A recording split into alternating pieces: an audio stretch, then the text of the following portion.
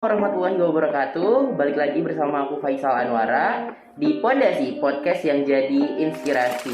Nah, hari ini aku nggak bakal sendiri karena aku bakal ditemenin sama temen aku, Iqbal Ramadhani. Halo Kak Iqbal. Halo juga Kak Faisal.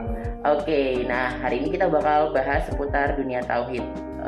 Lebih spesifiknya apa nih Kak Iqbal? Oke, lebih spesifiknya yaitu menjaga keyakinan sikap beriman di jalan Allah Subhanahu wa Ta'ala. Oke, agak berat banget tapi nggak apa-apa, bakal bermanfaat banget buat kita. Oke, langsung aja nih Kak Iqbal. Ngomongin soal tauhid, ngomongin soal beriman, apa sih definisi beriman itu sendiri? Definisi beriman sendiri itu pada dasarnya iman itu merupakan kepercayaan yang kokoh kepada Allah Subhanahu wa Ta'ala atau kepada Tuhan kita, yaitu dalam agama Islam. Dan menurut Syekh Usaid bin Al-Auda juga menyebutkan bahwasanya iman merupakan keyakinan kita dalam hati, ucapan dan lisan serta perbuatan yang kita lakukan dalam keseharian kita untuk dapat menjalani kehidupan kita di dunia maupun di akhirat kelak. Oke, berarti intinya beriman itu nggak cuma di lisan ya teman-teman, tapi juga bisa kita lihat dari perbuatan kita sehari-hari dan implementasi penggunaan anggota tubuh yang dikasih Allah ke kita. Bener ya Kak Iqbal ya? Oke, ngomongin soal iman Kak Iqbal, ada nggak sih pengaruh iman? Oh ya pasti berpengaruh ya soalnya ke kehidupan kita. Tapi ada nggak sih penjelasan pengaruh iman ke kehidupan manusia itu sendiri? Oke, jadi pengaruh keimanan itu sendiri dalam kehidupan manusia bukan hanya sekedar kepercayaan dalam diri kita masing-masing saja, akan tetapi berada dalam hati dan diri kita masing-masing. Terutama kita dapat menjadi kekuatan ataupun kita untuk dapat menjadi dorongan dalam membentuk sikap ataupun perilaku dan tingkah laku kita dalam kehidupan masing-masing. Kembali lagi seperti dalam definisi yang tadi saya sudah sebutkan, bahwasannya dalam pengaruh iman sendiri ini ada 3, yaitu adanya lisan, perbuatan, serta tingkah laku dalam kehidupan kita. Oke, berarti iman itu menentukan kualitas diri setiap masing-masing manusia ya. Jadi semakin orang itu beriman, semakin terlihat, terpancar di perilakunya sehari-hari, di aktivitasnya yang dia lakukan setiap harinya gitu. Oke, tadi udah dikasih tahu di pengaruh iman ke kehidupan manusia ya Bal ya. Tapi ada nggak sih kalau misal seorang manusia itu nggak punya iman di dirinya itu gimana? Oke, jadi jika iman itu tidak tertumbuh atau tidak tertanam pada diri kita, maka kita tidak akan mempunyai ketidakbenaran seperti berlanjut kepada kualitas pada diri kita manusia ya. Karena apabila kita tidak mempunyai keimanan, maka kita tidak akan mempunyai ketidakbenaran pada jalan yang lurus dalam kehidupan kita untuk menjalani kehidupan kita ini di dunia. Melainkan kita akan tersesat dan tidak akan mempunyai arah dalam menjalani kehidupan kita dalam beribadah maupun dalam melaksanakan amal-amal soleh di kehidupan kita. Oke, balik lagi kayak tadi ya. Jadi semakin orang itu nggak beriman, semakin kualitas dirinya tuh rendah dan semakin kemungkinan keburukan yang dilakukan juga tinggi ya, Iqbal ya. Oke, selanjutnya tadi udah dikasih tahu nih kalau misal orang nggak punya iman itu gimana? Ada nggak cara dari Allah, cara dari Rasul atau cara dari para ulama gitu? Gimana caranya kita itu tetap ada iman di dalam hati kita, atau gimana cara menumbuhkan iman di dalam hati kita? Oke, tentunya ada yang pasti dalam segi ataupun cara agar untuk menumbuhkan iman ataupun menjaga keimanan kita dalam kehidupannya. Tentunya ada 2 cara dalam firman Allah Subhanahu wa Ta'ala juga, yaitu yang pertama ada cara ismali atau cara beriman kepada Allah Subhanahu wa Ta'ala secara global ataupun secara menyeluruh. Artinya kita di sini harus mempercayai adanya Allah Subhanahu wa Ta'ala atau Tuhan kita secara sederhana saja tanpa adanya pemahaman yang mendalam.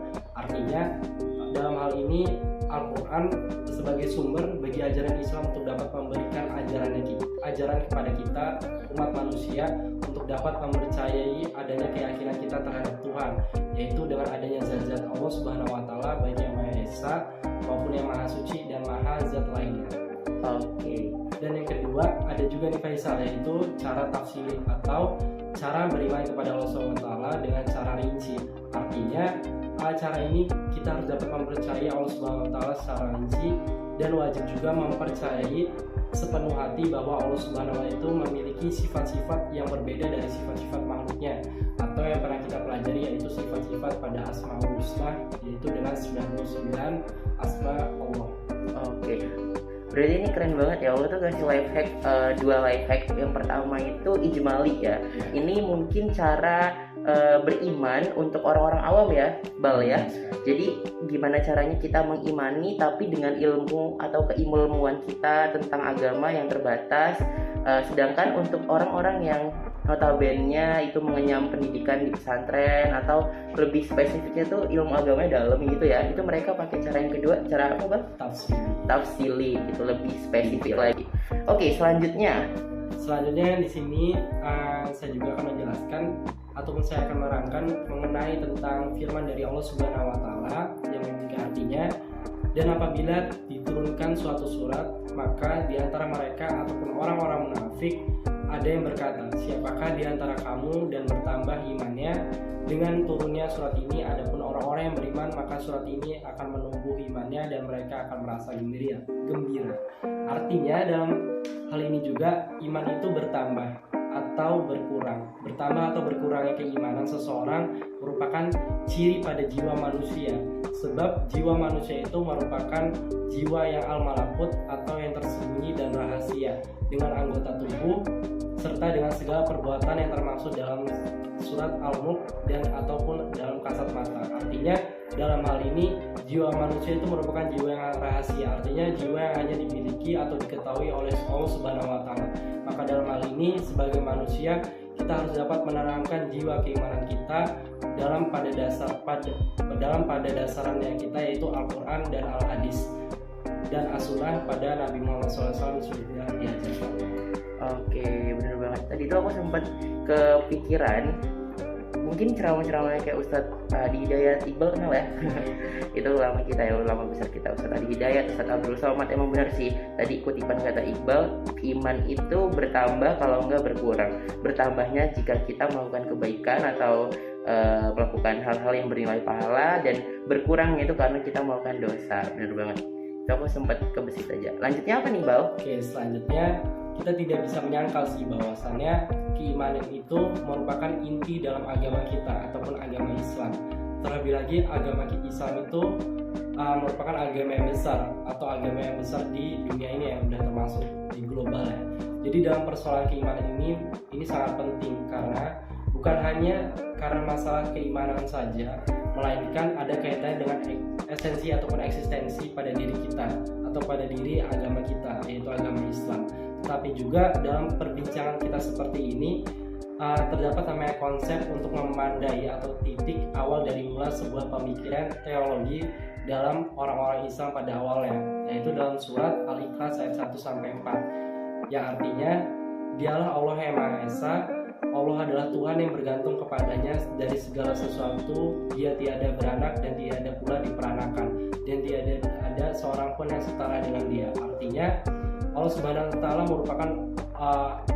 merupakan yang Maha Esa, artinya yang maha segalanya ataupun maha mengetahui ataupun maha zat lainnya. Artinya dalam hal ini kita sebagai manusia untuk dapat bergantung kepadanya dari segala hal apapun yang ada di dunia ini, untuk kita pasarkan kepada hanyalah kepada Allah, karena nantinya juga hidup ini hanya sementara dan tujuan kita pasti di akhirat ya. Tujuannya kita hanya untuk menggapai dan beribadah kepada Allah Subhanahu wa taala. Oke, jadi perlu diingat juga bahwasannya tadi kan kita sudah membahas dalam surat Al-Ikhlas ayat 1-4, yaitu tentang keesaan kepada Allah Subhanahu wa taala, yaitu tentang mencakup keesaan pada zat, keesaan pada sifat, keesaan pada perbuatan, dan keesaan pada beribadah dan lain-lainnya. Nah, jadi kita juga perlu mengingat sebagai remaja masa-masa sekarang juga bahwasannya orang kafir di dunia ini diberikan bantuan atau diberikan pertolongan, akan tetapi pertolongan yang dikasih kepada Allah Subhanahu wa taala itu merupakan sifatnya istiraj atau tipu daya Allah, dan Allah tidak meridhoi pada tipu daya tersebut atau pada hal yang sudah diberikan kenikmatannya pada orang-orang tersebut. Maka dalam hal ini semua orang kafir itu bukan hanya menjadi sadar, akan tetapi dia akan menjadi lebih semakin menjalani kenikmatannya, tetapi dengan kenikmatan yang tidak diridhoi dari Allah Subhanahu wa taala. Seperti itu, Faisal. Jadi kita juga dapat mengetahui bahwasannya Rasulullah itu mengajarkan keimanan secara totalitas ataupun dari hati. lisan dan perbuatan yang sudah dijelaskan pada yang pertama tadi. Artinya dalam hal ini keyakinan ataupun kepercayaan kepada Allah SWT itu harus dibarengi dengan perbuatan-perbuatan amal soleh ataupun kesempatan dimanapun berada. Jadi artinya dimanapun kita berada itu harus dapat menjalankan perbuatan-perbuatan baik serta amal soleh yang harus kita jalani bersama. Jadi maka dalam hal ini seorang itu harus mampu mengintegrasikan ataupun menyelaraskan seluruh gerak kerja ataupun amal dalam perbuatannya, baik itu di saat dalam melakukan relasi dengan ketuhanannya ataupun hablum minallah dan relasi dengan kemanusiaannya atau hablum minannas.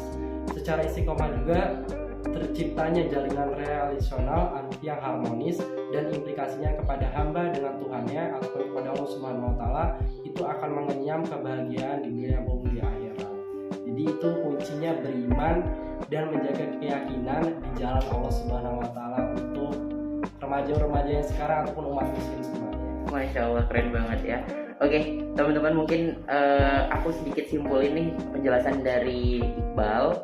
Jadi intinya dalam tauhid yang utama itu adalah beriman, dan cara beriman itu bukan dengan mengucap syahadat saja, tapi juga intinya bukan dari lisan aja, melainkan juga harus diterapkan di kehidupan sehari-hari, di perilaku kita sehari-hari, harus berbuat baik dan lain-lain. Dan Allah pun sudah menjelaskan kalau misal cara beriman itu ada dua, yang pertama ijmali dan yang kedua tafsili. Dan yang terakhir Allah tuh ngasih tahu kalau misal di kehidupan kita yang sekarang ini di dunia, kita itu dikasih tahu kalau misal orang kafir pun diberikan kenikmatan ya Bal ya. Tapi kenikmatan itu tipu daya dari Allah supaya mereka itu nggak berpaling dari jalan kemaksiatan, tapi justru mereka terus ada di jalan kemaksiatan itu. Jadi itu yang dinamakan istidraj ya. Oke, gitu aja. Jadi teman-teman tetap semangat, jangan lupa implementasi iman itu di kehidupan sehari-hari. Jadi tetap terus beriman dengan cara berbuat kebaikan dan menjauhi larangan yang Allah larang gitu ya. Gitu aja mungkin dari kita ya Bal ya. Mungkin kita cukupkan pondasi edisi hari ini, pondasi podcast yang menjadi inspirasi. Saya Faizal Anwara dan Iqbal Ramadhani pamit undur diri. Wassalamualaikum warahmatullahi wabarakatuh.